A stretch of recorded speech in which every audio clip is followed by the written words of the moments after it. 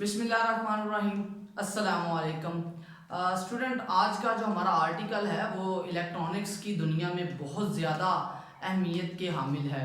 आज का हमारा जो आर्टिकल है वो बेसिकली रिलेटेड है किरचॉफ रूल्स। मैं इसका नाम पहले लिख देता हूँ। आप लोगों ने नाम चूंकि पहली बार सुना है तो कंफ्यूज नहीं होना आपने इससे। बहुत ज़्यादा आसान है और बहुत ज़्यादा इजी है। हम इसके बारे में शुरू करने से पहले ना एक छोटी सी एग्जांपल समझते हैं। स्टूडेंट, आपके पास एक ऑप्शन हो कि ये एक चौक है, ठीक है, रोड क्रॉस करने वाला, और इसके चार रास्ते हैं। इन चार रास्तों में से मैं कहता हूँ ये जो पाथ 1 है, इधर से भी गाड़ियां आ रही हैं, पाथ 2 से भी आ रही हैं और पाथ 3 से भी आ रही हैं। तो आप पाथ फोर्थ के बारे में क्या कंक्लूड करेंगे? क्या गाड़ियां इस पाथ फोर पाथ की तरफ से भी आ रही होंगी? The answer is definitely no. Fourth part की तरफ से, फोर्थ पाथ जो है उसकी तरफ से गाड़ियां नहीं आ रही होंगी, बल्कि ये तीनों गाड़ियां जो है वो उससे अवे जा रही होंगी, क्योंकि आपके सेंटर में तो कोई जगह नहीं है ना, ऊपर की तरफ या नीचे की तरफ तो नहीं जा रही गाड़ियां। ठीक है, एक बात। दूसरी बात वो ये कहता है कि अगर हमने ये गाड़ियां काउंट करनी हो तो क्या करें? आप क्या करेंगे जी? इधर इधर और इधर तीन जगहों पे लोग बिठा देंगे काउंट करने के लिए। आई विल से कि ये बहुत ही गलत डिसीजन होगा। आप क्या करेंगे जी? आप कहेंगे जी हम नंबर फोर्थ पार्ट पे बैठ जाएंगे और काउंट करेंगे कितनी गाड़ियां जो है वो गुजर रही हैं। तो ये बेसिकली क्या होगा, पार्ट 1, 2 और 3 से आने वाली टोटल गाड़ियां होंगी। ठीक हो गया जी। तो किरचॉफ का पहला रूल, अगर आपको ये बात समझ आ गई है ना, तो आप लोगों को समझ आ गया है। ठीक हो गया जी। पहले रूल में वो ये कहता है कि ये देखिए स्टूडेंट, मेरे पास ना R1 है रेजिस्टेंस, ये मेरे पास रेजिस्टेंस जो है वो R2 है, और ये रेजिस्टेंस मेरे पास R3 है, और ये जो रेजिस्टेंस है दिस इज R4। अच्छा जी, करते क्या है? कहता है कि R1 से रेजिस्टेंस से करंट I1 इस पॉइंट की तरफ आ रहा है, R2 से करंट भी I2 की तरफ आ रहा है पॉइंट की तरफ, R3 से जो करंट I3 है वो भी इसकी तरफ आ रहा है, चले इसे हम कह देते हैं वो अवे जा रहा है, और यहां से भी करंट क्या कर रहा है? अवे जा रहा है। अच्छा जी, होता क्या है जी? होता क्या है, इन दो से करंट आ रहा है इस पॉइंट की तरफ, और यहां से कुछ करंट इधर चला जाता है, कुछ इधर चला जाता है। बात कहां पर आती है? डेफिनेशन अगर हम लिखते हैं तो हम लिखते हैं the sum of current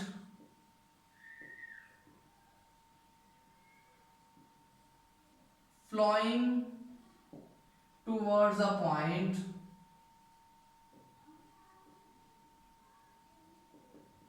is equal to the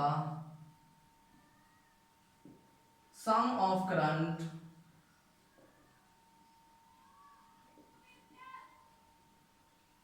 flowing away from the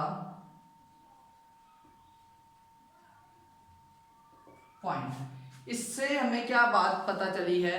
इससे हमें एक बात इंफॉर्मेशन मिली है कि जो करंट आपके पॉइंट की तरफ आ रहे हैं उन सब का सम कौन कौन सा होगा जी? I1 प्लस I2, ये आपके इस पॉइंट की तरफ आ रहे हैं, ये बराबर है जी I3 प्लस I4।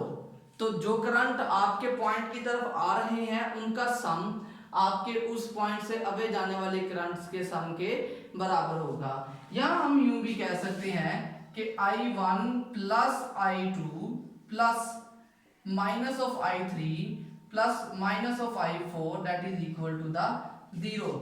बेटा इसमें एक चीज याद रखें, जो आपके पॉइंट की तरफ आ रहे हैं ना, टूवर्ड्स पॉइंट, वो पॉजिटिव होते हैं, उन्हें हम लेते हैं नहीं पॉजिटिव, और जो पॉइंट से अवे जा रहे हैं वो आप लेते हैं negative, away from the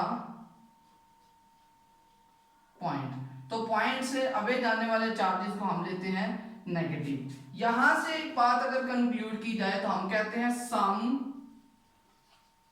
the sum of current in a closed circuit is 0। Closed circuit के अंदर जो करंट का सम होता है वो हमारे पास क्या वैल्यू देता है, 0। एक बात यहां पर और लिख लेते हैं, फिर इस आर्टिकल को, इस पहले लॉ को, फर्स्ट लॉ, इसको हम यहीं पर वाइंड अप करेंगे। It is law of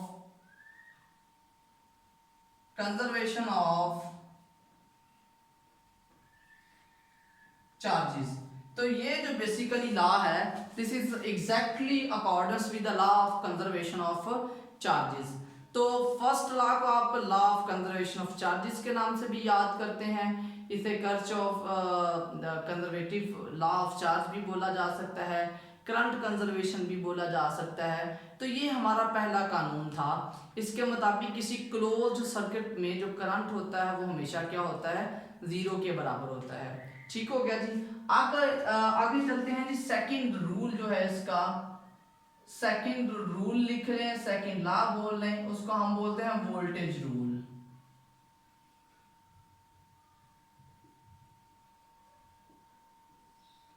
voltage rule बहुत इंपॉर्टेंट है जी। इसमें अब वो ये कहता है कि अगर आपके पास एक क्लोज्ड सर्किट है, उस क्लोज्ड सर्किट में जो वोल्टेज का सम होगा वो 0 होगा। मैं आपकी बुक के एग्जैक्टली इक्विवेलेंट सर्किट बना लेता हूँ। बुक के मुताबिक क्या है जी, वो ये कहता है यहाँ पर R1 है और इधर EMF का सोर्स E1 है और यहाँ पर आपकी EMF का सोर्स E2 और इधर आ गया R2। This is EMF source 2। ठीक हो गया जी। कहता ये है कि आपके पास ये जो sum of the voltage changes in a closed circuit है ना, वो हमेशा 0 के बराबर होती हैं। मैं डेफिनेशन लिख देता हूं, इसको एक्सप्लेन हम आगे करेंगे, बल्कि प्रूव करेंगे। Sum of voltage changes in a closed circuit is 0। Voltage changes का जो सम होगा क्लोज्ड सर्किट के अंदर वो क्या होता है जी, 0 होता है। यहां पर हमें करंट की डायरेक्शन का नहीं पता चल सकता जब तक हम सोर्सेज के बारे में ना जान लें। ये जो सोर्स है ना आपका EMF 1 और EMF 2, ये हमारे करंट की डायरेक्शन को डिटरमिन करेंगे। अगर तो E1 बड़ा है और E2 छोटा है तो फिर आपके पास करंट की डायरेक्शन जो है वो एंटी क्लॉकवाइज आएगी। If E1 is greater than E2 तो फिर आपका ये लूप बनेगा, इसके पॉजिटिव से होता हुआ वो इस तरह से क्लोज एंड पे चला जाएगा। ठीक हो गया जी। बट द कंडीशन इज के E1 is greater than E2। अब यहाँ पर 3 इंपॉर्टेंट पॉइंट्स हैं, 3 पॉइंट्स हैं जो आपने याद रखने हैं, उसके बगैर आप इसको सॉल्व नहीं कर सकते। पहली बात जो आपने याद रखनी है, लॉ ऑफ कंजर्वेशन ऑफ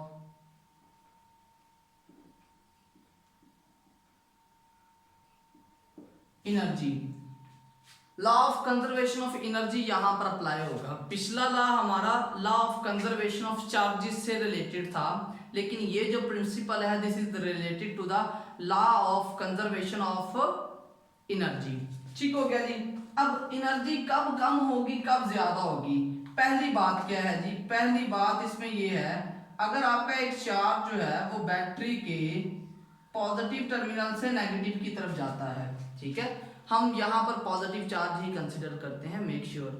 अगर आपका एक चार्ज, मैं Q ही लिख देता हूं ज्यादा बेहतर होगा। अगर एक चार्ज बैटरी के पॉजिटिव टर्मिनल से नेगेटिव की तरफ जाता है, हाई पोटेंशियल से लो पोटेंशियल की तरफ जाता है, वो एनर्जी लॉस करता है। क्या करता है, एनर्जी लॉस करता है। तो हमारे पास क्या आ जाएगी, एनर्जी लॉस पे जो एनर्जी चेंज होगी वो नेगेटिव होगी। पहली बात हमने ये सीखी, क्या अगर एक चार्ज बैटरी के हाई पोटेंशियल से लो पोटेंशियल की तरफ जाएगा तो उसकी एनर्जी होगी कम। जब एनर्जी कम होगी तो हम कहेंगे उसमें एनर्जी लॉस की, दैट इज नेगेटिव। ठीक हो गया जी। सेकेंडली अगर हम बात करते हैं जी, वो ये कहता है कि अगर आपका चार्ज जो है वो बैटरी के लो पोटेंशियल से हाई की तरफ जाता है तो हम कहते हैं एनर्जी उसकी इंक्रीज हुई है, क्योंकि वो नेगेटिव हाई लो पोटेंशियल से हाई की तरफ चला गया। जब कोई ऑब्जेक्ट लो से हाई की तरफ जाता है तो उसकी एनर्जी वही होती है जहां पर वो उस वक्त रुका होता है। तो उसने क्या किया है, जो यहां पर उसने एनर्जी गेन की है और यहां पर फिर एनर्जी चेंज क्या होगी जी, पॉजिटिव। और तीसरा पॉइंट जो बहुत इंपॉर्टेंट है वो ये है कि रजिस्टर में से जब भी गुजरेगा आपका चार्ज, एनर्जी चेंज क्या होगी, एनर्जी डिसिपेट होती है। पहली बात तो ये है। तो आपका जो एनर्जी चेंज है वो हमेशा क्या होगी, नेगेटिव होगी। लेकिन एक चीज अपने जहन में अच्छी तरह से बिठा लें कि आप लूप की डायरेक्शन में मूव कर रहे हैं। अगर आप लूप की डायरेक्शन में मूव नहीं कर रहे, उसके ऑपोजिट चल रहे हैं, तो ये सारी चीजें उलट हो जाएंगी। ठीक हो गया जी। इवन रजिस्टर वाला भी आपके पास क्या हो जाएगा, उलट हो जाएगा। तो आपने करना ये है कि पहले डिसाइड करना है कि विच पोटेंशियल सोर्स इज लार्जर। उसके मुताबिक आपने क्या करना है, लूप बनाना है। फिर लूप के मुताबिक आपने ये बातें बतानी है, अदरवाइज आपकी ये सारी की सारी बातें क्या कर जाती हैं, ट्रांसफर्स हो जाती हैं, उलट हो जाती हैं। अच्छा जी, आपको पता है जो पोटेंशियल डिफरेंस था वो आ जाता है potential energy per unit charge. ये डेफिनेशन बहुत इंपॉर्टेंट है। इस डेफिनेशन के मुताबिक पोटेंशियल में जो चेंज आई है वो वर्क डन या potential energy change over charge के बराबर होती है। तो यहाँ से अगर हम पोटेंशियल एनर्जी की चेंज लें तो वो किसके बराबर आ जाती है, V इंटू क्यू। तो आप इस फार्मूले को यहाँ पर यूज कर रहे होंगे। हमारा जो चार्ज है ना बेटा वो यहाँ पर है इस एंड पे, और लूप की डायरेक्शन में मूव करते हैं। पहली बात क्या है जी, चार्ज आपका मूव करता है E1 और E2 में से होता है पॉजिटिव से नेगेटिव की तरफ जाता है। पॉजिटिव से नेगेटिव, हाई से लो, एनर्जी चेंज नेगेटिव आ गई, नेगेटिव E2 इनटू चार्ज, क्योंकि यहाँ पर जो एनर्जी चेंज है वो E की जगह पर अब क्या आता है, EMF का सोर्स आता है।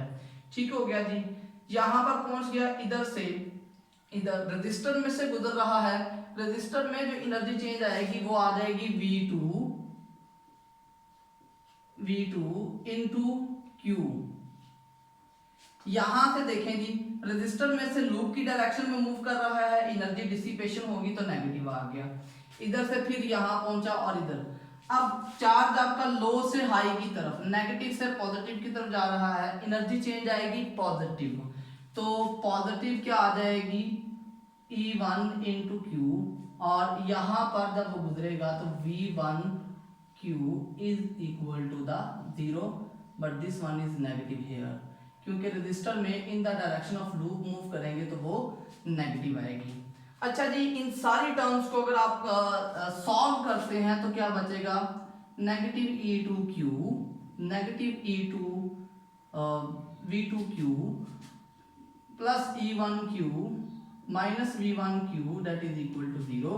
अब नेगेटिव वाली टर्म उधर ले जाएं इक्वेशन की दूसरी साइड पे, तो आपको बचेगा जी V1Q plus V2Q plus E2Q। Q इनमें से कॉमन है और कॉमन लेके खत्म कर दिया जाए तो ये रिजल्ट आपके पास बचता है। इस रिजल्ट में से हमें क्या बात पता चलती है, हमें ये बात यहाँ से पता चली कि E1 सोर्स बड़ा है, ठीक है, इसकी एनर्जी इस बैटरी की एनर्जी को भी ओवरकम कर रही है, और रेजिस्टेंसेस में से भी एनर्जी यहीं से डिसिपेट हो रही है। अच्छा जी, अब आपका काम ये है, एक होमवर्क समझ लें, एक होम असाइनमेंट समझ लें। आपने करना ये है, आपने यही इक्वेशन दोबारा से सॉल्व करनी है। If E2 is greater than E1, अगर आपका जो सोर्स E2 है वो बड़ा हो, E1 छोटा हो, तो फिर लूप क्या बनेगा। आंसर बहुत सिंपल है, जस्ट ये टर्म इधर आएगी, ये इधर चली जाएगी, लेकिन आपने इसको पेपर पर लिख के सॉल्व करना है। तो स्टूडेंट, ये हमारा आज का आर्टिकल था जिसमें हमने किरचॉफ के दोनों रूल्स के बारे में सीखा है, और मेरा ख्याल है कि आप लोगों को इसके बारे में जितना भी सिखाया गया है वो आपने बहुत अच्छे और थॉरली जो है वो एक्सप्लेनेशंस देख के आपने सीख लिया है। अपना बहुत ज़्यादा ख्याल रखिएगा जी। अल्लाह हाफिज़।